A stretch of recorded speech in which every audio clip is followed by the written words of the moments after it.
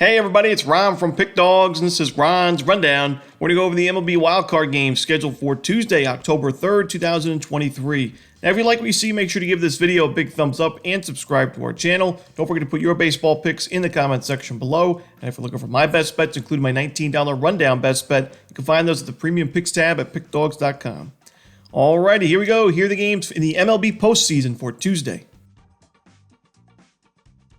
First up, the Texas Rangers taking on the Tampa Bay Rays. We're going to see a 3 o'clock Eastern start time. It's going to be on ABC. And in Game 1, we see Jordan Montgomery and Tyler Glasnow as the projected starters. Now, a little bit of background for both of these teams. We saw the Rangers go 90-72 this season. Good enough for their first playoff spot since 2016 as they clinched a wild card spot. The Rangers made some big splashes in the offseason, in the free agency, in the free agent market, and as well as the trade deadline in the last couple of years. I mean, we saw a couple seasons ago Marcus Semien and Corey Seager, 2 all-star level, and in Corey Seager's case, an MVP level bat added to the lineup. And even in the last offseason, we saw some moves made in the pitching staff as Jacob deGrom, who unfortunately is out for the season. He was added to the team. I think when he's healthy, he's the best pitcher in baseball, best pitcher on the planet. But at the deadline, the Rangers knew they needed to make some moves to help that rotation. They brought in a guy like Jordan Montgomery, who's starting in this game. Max Scherzer, who's a Hall of Famer. He is injured. Looks like he could be available for the ALDS if the Rangers make it that far, but it doesn't look like he'll be available to go for the wild card games. But, the Rangers made a lot of moves in both offseason, in the offseason and the trade deadline, and they have to like their chances here in Game 1. But on the other side, Tampa Bay Rays, this team won 99 games. Usually that's enough to win a division. Unfortunately for the Rays, the Orioles hit the century mark, and they won the AL East. But this is a Rays team that has a lot of playoff experience. They were there last year in the wild card games against Cleveland, a team that's been in the playoffs quite a few times in the last decade or so. And this is a next man up kind of team where, they've lost a lot of star players, all-star players to free agency if they don't have the money for them or trades. But this is a team that just continues the farm system, one of the best in baseball, and we see a lot of young players making the next step up and this season in 2023. And even with injuries and off the field distractions, the Rays are still here. 99 wins. This is a team that Shane McClanahan out for the season, Drew Rasmussen out for the year, Jeffrey Springs. I mean, these are arguably their top 3 pitchers, yet the Rays still just won under 100 games. Tyler Glasnow is one of the best pitchers in the American League, in my opinion. His regular season was solid. It wasn't dominant by any means, but a sub-4 ERA with good strikeout numbers. I do think he's a slightly better option in this game compared to Jordan Montgomery. Both of these teams, the Rangers crushed righties in the last month. The Rays crushed lefties. I think you can kind of cancel that out. The big difference for me in this one, I trust this Rays bullpen a lot more. It was one of the better bullpens in the second half of the season. Can't say the same for the Rangers, who really struggled to close games late in the second half. As well as the Rays play so well at Tropicana Field, the Rangers a game below 500 on the road. I'm going to take Tampa Bay Rays on the money line in Game 1. I'm going to take it to win this series as well.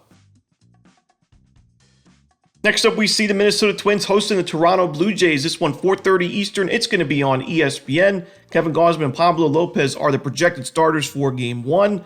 Now, I would say the Blue Jays and the Yankees were the 2 favorites before the season to win the American League East, and we see the Rays and Orioles both finished ahead of both of those teams. The Yankees didn't even make the playoffs, and the Blue Jays won only 89 games, barely making the American League wildcard spot. But, in baseball and in professional sports, it doesn't matter how you get in. It matters what happens afterwards, and the Blue Jays have their shot here to make some noise, find a spot in the American League divisional series.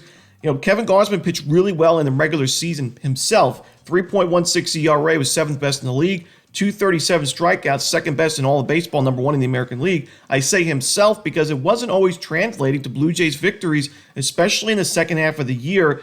From July on, the Blue Jays were just 6-8 in Kevin Gausman's start. So he was not very profitable because he was usually a big favorite in a lot of those games. So that's a concern for me going on the road. Pablo Lopez, we talked about this season being somebody that didn't pitch too well at Target Field overall with an ERA above 4 at home. He got a lot better at Target Field as the season went on, especially his last few starts. We saw his last 2 games of the regular season, both Twins wins, both starts for Pablo Lopez at Target Field. Now, the Twins overall, kind of a team that flew under the radar this season. The AL Central was a pretty weak division with the Royals struggling quite a bit, the White Sox as well, and even the Tigers not really making that next step in their development process. But the Twins, they won enough games to win the division. They have a strong rotation, a really good bullpen, and an undervalued and underrated lineup, in my opinion, with a lot of power. They're a very patient lineup. They don't strike out as much as they were at the beginning of the season. I think there's value in a series like this with Minnesota, the home team that not a lot of people are giving credit or given a chance to in this series. I think the Blue Jays, they have the bigger names on paper, guys like Vladdy Jr., Bo Bichette, George Springer, and they're pretty talented team on paper. But I think this Twins team has enough. I think the bullpen's better right now. I think it's in better form. Give me the Minnesota Twins in Game 1 here on the money line.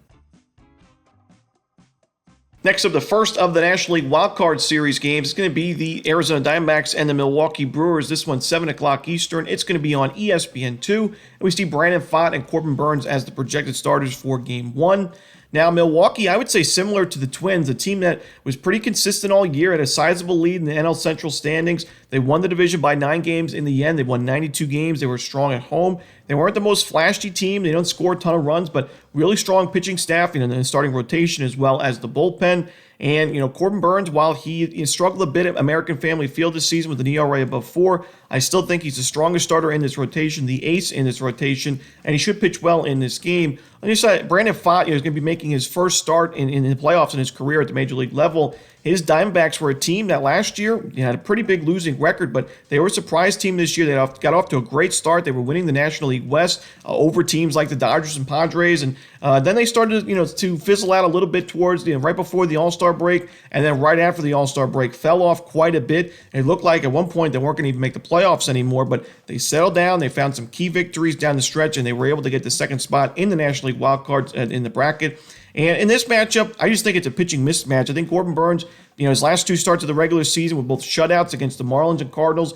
Didn't pitch deep into those ball games, but good strikeout numbers. Like I said, no earned runs. The control was really good. He was doing a good job at limiting the sharp contact at the end of the season. The Brewers won his final 3 games. I think he pitches well against Diamondbacks team that in the month of September didn't have very good numbers against right-handed pitching offensively. They were 28th in baseball in team OPS, 27th in isolated power. The Brewers were a team in the second half of the year overall did not hit righties too well, but they were starting to improve as the season went along and as the second half went along. And their numbers against righties in this month of September were top 15 in baseball in OPS with a pretty high walk rate and low strikeout rate to go with it.